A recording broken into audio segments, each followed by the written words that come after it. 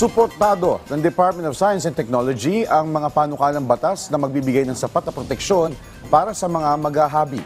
May mga paraan naman ng DOST kung paano matutukoy ang peking tela na ginamit sa paghahabi. Si Rod Lagusad sa detalye.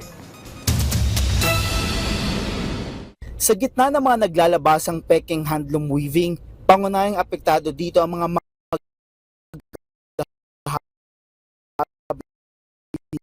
ng bansa nagdadaang bunga ng mayamang kulay nito, suportado ng Philippine Textile Research Institute na Department of Science and Technology ang mga nakahain na panukalang protektahan ang likas ng mga maghahabi.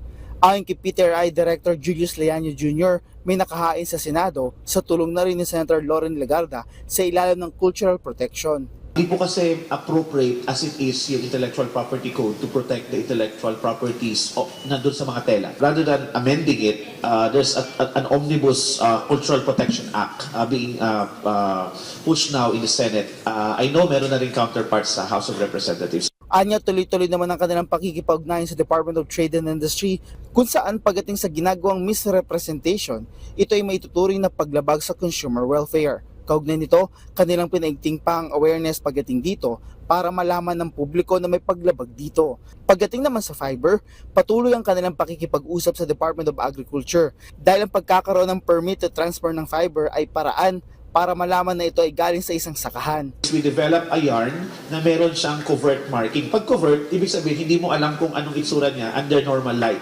Patayin mo yung ilaw, mag-shine ka ng blue light, may lalabas na color signature. Yung color signature na yun, specific siya dun sa weaver na yun. So hindi mo kami madadaya. Sabi nga nila, wag ako.